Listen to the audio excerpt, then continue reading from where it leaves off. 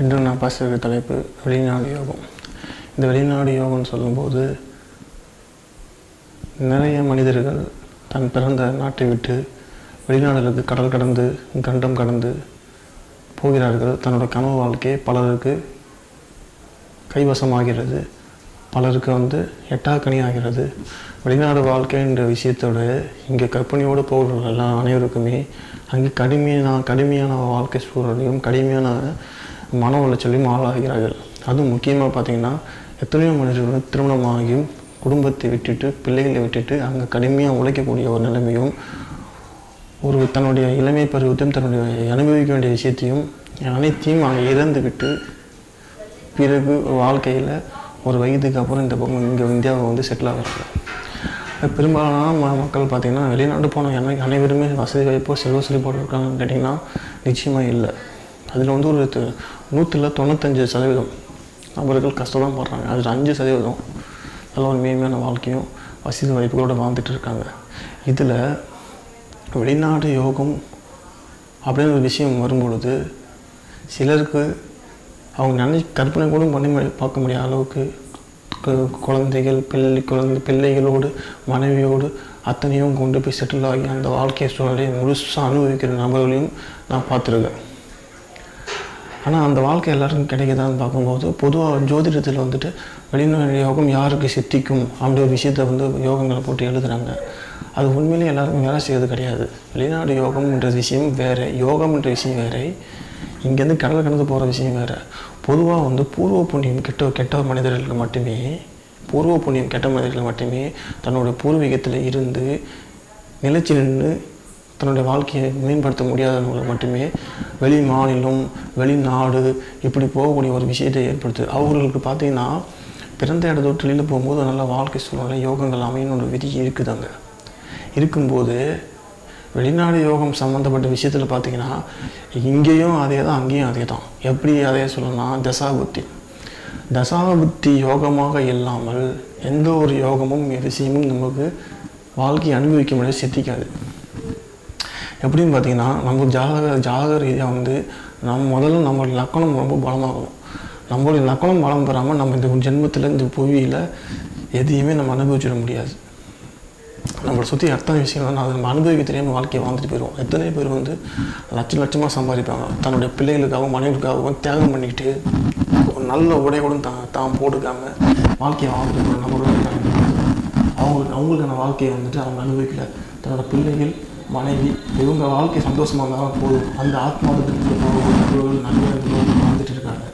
பொதுவாக லக்கணம் ரொம்ப ஸ்ட்ராங்காக இருக்கணும். ரொம்ப லக்கணம் ஸ்ட்ராங்காக இருந்தால் மட்டுமே தானும் அனுபவித்து தன்னுடைய குழந்தை மனைவி சொந்த பந்தங்கள் அவங்களுக்கு உதவி செஞ்சு ஒரு ராஜா போல வருவாங்க. லக்னாதிபதி ரொம்ப முக்கியம். லக்னாதிபதி மறைஞ்சவர்கள் தன்னுடைய வாழ்க்கையை வாழ தெரியாத முடியாது தான் என்ன பொறுத்து நான் சொல்லணும். அப்படி தான் நான் பார்த்துட்டு இருக்கேன். அப்படி பார்க்கும்போது சில பேர் 1 வருஷம் வெளிநாடு போவாங்க, 2 வருஷம் போவாங்க, ஒரு 5 வருஷம் இருப்பாங்க, திரும்ப ரிட்டர்ன் ஊரில் செட் ஆகிடுவாங்க. அவங்களாம் பார்க்கும்போது 3ஆம் இடம் ரொம்ப ஸ்ட்ராங்காக பலமாக இருக்கும். 3ஆம் இடத்து தொடர்பு உள்ள திசை, 3ஆம் இடத்தின் திசையில் 3ஆம் இடத்தில் ஒரு கிரகம் அமைஞ்ச அதன் திசைகள் நடக்கும்போது சிறு தூர பயணங்கள் ஒரு சிறிய கிரகம் ஒரு வெளிநாட்டுக்கு விட்டு அந்த தண்ணி வேலை செய்ய நிர்பந்தம் உண்டாகுது.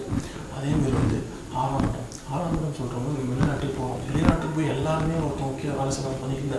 பல பேர் பார்த்திங்கன்னா ஒரு வேலையை செஞ்சுக்கிட்டு கொஞ்சம் கொஞ்சமாக எந்த பிஸ்னஸ் செஞ்சாங்கிட்ட நம்ம தனிச்சு நிற்கணும்னு சொல்லிட்டு சொந்தமாக பிஸ்னஸ் ஆரம்பித்து சொந்தமாக பிஸ்னஸ் பண்ணுறாங்க. இதில் என்னன்னு பார்த்தீங்கன்னா 6ஆம் இடம் உங்கள் ஜாதகத்தில் பலம் அதிகமாகிவிட்டால் நீங்கள் கடைசி வரைக்கும் ஒருவரோட கடைசி வரைக்கும் வேலை செஞ்சு அடிமை வாழ்க்கைன்னு சொல்லலை, ஒரு கீழ் வேலை செய்தால் வேண்டும் என்ற கட்டாயத்தை ஏற்படுத்தி உங்களுக்கும் சொந்தமாக பிஸ்னஸ் பண்ணுற ஐடியா வர நம்ம வருமானம் வந்தால் போதும் வாழ்க்கையை வந்தால் போதும் சொல்லிட்டு அந்த ஒரு தாட்ஸ் உங்களுக்குள்ளே வந்துட்டு போயிடும். ஆனால் 6ஆம் இடம் பலம் இழந்து லக்னாதிபதி பலம் பெற்றவர்கள் யாருக்கு இடையும் வேலை செய்ய மாட்டார்கள். அவர்கள் எப்படியாவது சொந்தமாக ஒரு பிஸ்னஸ் தொடங்கி அதில் தானே முதலாளி அப்படிங்கிற ஒரு விஷயத்தை தானே முதலாளி விஷயத்தை ஏற்படுத்தி கொண்டு போகக்கூடிய ஒரு நிலைமை அங்கே இருக்குது. அதுக்கப்புறம் வெளிநாட்டில் போகிறோம்.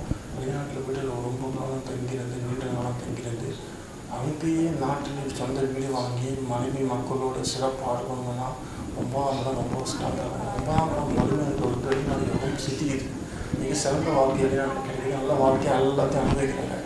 ஆனால் 3, 6, 9 இதை விட 12ஆம் இடம்தான் ஒரு வெளிநாட்டில் குடியுரிமை பெறுவதற்கான வாய்ப்பை கொடுக்குது. எத்தனையோ பேர் வெளிநாட்டு எல்லாருமே குடியுரிமை பெறுவது ரொம்ப கஷ்டப்படுறாங்க. சிலருக்கு ரொம்ப ஈஸியாக எல்லாமே எளிமையாக கிடைக்கும். அதுக்கு முக்கிய காரணம் 12ஆம் இடம் ஆட்சி உச்சம் பெற்றவர்கள், 12ஆம் இடம் மனமாக இருப்பது மட்டுமே, 12ஆம் இடத்தில் தொடர்புள்ள கிரகங்கள் தொடர்புள்ளது மட்டுமே வெளிநாட்டில் மிக எளிமையாக குடியுரிமை வாங்கி அந்த நாட்டில் நிரந்தரமாக தங்கிவிடுகிறார்கள். நம்ம தன்னுடைய பிறந்த நாட்டுக்கு வருவதில்லை, மீண்டும் வரைக்கும் வருவதில்லை. எப்படியாவது 5 வருஷத்துக்கு விட்டுறாங்க, 4 வருஷத்துக்கு விட்டுறாங்க, வந்து சும்மா எட்டி பார்த்துட்டு போவாங்க. இந்த 12ஆம் இடம் ரொம்ப ஒழுங்காக இருக்கும். 12ஆம் இடம் தான் சிட்டிசன், நிரந்தர குடியுரிமை. அங்கே பெறக்கூடிய விஷயம் 12ஆம் இடத்தை அது கொடுக்குது. ஆனால் 9ஆம் இடம் வெளிநாட்டுக்கு நீங்கள் செட்டில் ஆகிட்டீங்க, அங்கே எந்த அளவுக்கு கௌரவமான வாழ்க்கையை வாழ்றீங்க. அங்கே அந்த நாட்டுக்காரர்களோட ஈக்குவலான லைஃப்பை வாழ வேண்டும் என்றால் 9ஆம் இடம் ரொம்ப ஒரு முக்கியமான இடம். சரி, இது ஒரு பக்கம் இருக்கட்டும். ஒரு வெளிநாட்டு போனாலும் பூர்வ புண்ணியம் கெட்டிருக்கும், பூர்வ புண்ணியம் மறைஞ்சிருக்கும். ஒரு பாயிண்ட் சொன்னேன். ஏன்னா பூர்வ புண்ணியம் மறையாதவர்கள் கண்டிப்பாக ஒரு நாள் தன்னுடைய சொந்த நாட்டுக்கு செட்டில் ஆகிடுவாங்க, அங்கேயே இருக்க மாட்டாங்க. பூர்வ புண்ணியம் சுத்தமாக கெட்டுருவாங்க மட்டுமே அந்த நாட்டிலே இருந்து அடுத்த ஜெனரேஷன் அடுத்த தலைமுறை விட்டுட்டு போயிடுவாங்க அந்த ஊருக்கு. இந்த குடும்பஸ்தானாதிபதி 12ஆம் வீட்டில் மறைஞ்சவர்கள் பெரும்பாலும் பார்த்தீங்கன்னா திருமணமான போய் வெளிநாட்டுக்கு போயிடுறாங்க. திருமண மனைவி பிள்ளைகளோடு வெளிநாட்டில் செல்கிறார்கள். அந்த பிள்ளைகள் படிக்கிறார்கள். குடும்பஸ்தானம் கெட்டு போனார்கள். குடும்பஸ்தானம் கெட்டு போயிடுச்சு. லக்னத்துக்கு 2ஆம் தேதி 12 லட்சம் ஆச்சுன்னா அவர்கள் வெளிநாட்டில் இருக்கிறார்கள். ஒன்று குடும்பத்தை விட்டு பிரிஞ்சிருக்காங்க, இல்லை குடும்பத்தை கூட்டுட்டு அங்கே போய் செட்டில் ஆகிறாங்க. 2 தான் நடக்குது. அப்போ குடும்பத்தை கூட்டுட்டு அங்கேயே செட்டில் ஆகணும்னா 2ஆம் அதிபதி 12ஆம் வீட்டில் மறைவு பெற்ற அனைவரும் வெளிநாட்டில் இறந்துடக்கூடிய விட்டு செட்டில் ஆகிறார்கள். குடும்பத்தோடு போகிறார்கள். அந்த காலகட்டம் வரும்போது குடும்பத்தோடு அங்கே செட்டில் ஆகிறாங்க. அதுக்கப்புறம் இந்த தங்க நாட்டுக்கான தொடர்பு கொஞ்சமாக விட்டு போகுது. அவரோட பிள்ளைகள் அடுத்த ஜெனரேஷன் எல்லாமே அந்த காலகட்டத்தை நோக்கி போகக்கூடிய ஒரு விஷயத்தை ஏற்படுது. அப்போ ஒரு வெளிநாடு யோகம் என்ற விஷயம் வேறு, வெளிநாட்டுக்கு போகக்கூடிய அமைப்பு இருக்காரு. இன்றைக்கி வேண்டும்னா வெளிநாடுனா ரொம்ப யோகம் அப்படின்னு பேசிகிட்டு இருக்கோம். ஆனால் உண்மையிலே அந்த காலகட்டங்கள் வெளிநாடுன்னு சொன்னாலே அவங்க அவையோகி, சொந்த நாட்டில் வழி இல்லாமல் பிழைப்புக்கு போனவங்க. அப்படி தான் அந்த காலம் சொல்லப்படுது. இன்றைக்கி அப்படியே மாறி போச்சு. எல்லாமே பயணங்கள் எல்லாமே எளிமையான பிறகு எல்லாமே மாறி போச்சு. மாறி போய் சொல்லும்போது வெளிநாடு யோகம் என்று இன்றைக்கி யோகமாக பார்க்கப்பட்டாலும் ஜோதிட அடிப்படையில் கிரகங்கள் அடிப்படையில் இதுதான் சொல்லப்படுது. எப்படி சொல்லப்படுதுன்னா, நம்ம ஒரு இடத்துல பிறக்கணும். இன்றைக்கி இந்தியாவில் பிறகுனா இன்றைக்கி ஒரு லக்கணம், இன்றைக்கி சிம்ம லக்கணம் போயிட்டு இருக்குது. அதே நீங்கள் சிங்கப்பூரில் போய் 2 மணி நேரம் அதிகம் அங்கே கனி லக்கணம் போயிட்டு இருக்கோம். அப்போ சிம்ம லக்கணத்தில் பிறந்தது தனா 2 குடியவன் புதன் 12ஆம் வீட்டில் மறைஞ்சிட்டான். அவன் இந்தியாவில் இருக்கான். அவனோட வாழ்க்கை விஷயங்கள் மேம்படுறதுல கஷ்டப்படுறான். அந்த ஜாதகம் அப்படியே கொண்டு போயிட்டு சிங்கப்பூருக்கு போனப்போ அவனோட லக்கணம் தங்க எப்படி லேண்ட் எப்படி வேலை செய்யுங்களா, கன்னி லக்கணமாக மாறுது. அவன் சிம்ம லக்கணம் வேலை செய்யல, அவன் குணங்கள் அதே தான். ஆனால் அவனோட லக்கணம் கன்னி லக்கணமாக மாறுது. கன்னி லக்கணமாகி லக்கணத்துக்கு 2 குடியவன் சுக்கரனா ஆகி அவன் புதனோட சேர்ந்து புதன் சுக்கரன் சேர்ந்து கர்மத்தில் அப்புறம் போயிடுது. டோட்டல் என்ன ஆகுது, அங்கே தர்ம கர்மதிகள் லக்கணத்துக்கு 11ஆம் கடகத்திலிருந்து ராஜ யோகமான வாழ்க்கையை கொடுக்குறார்கள். அங்கே அவங்களுக்கு ஒரு வாழ்க்கையை சித்திக்குது. அது மூலிமா அவங்க டெவலப்மெண்ட் ஆகிறாங்க.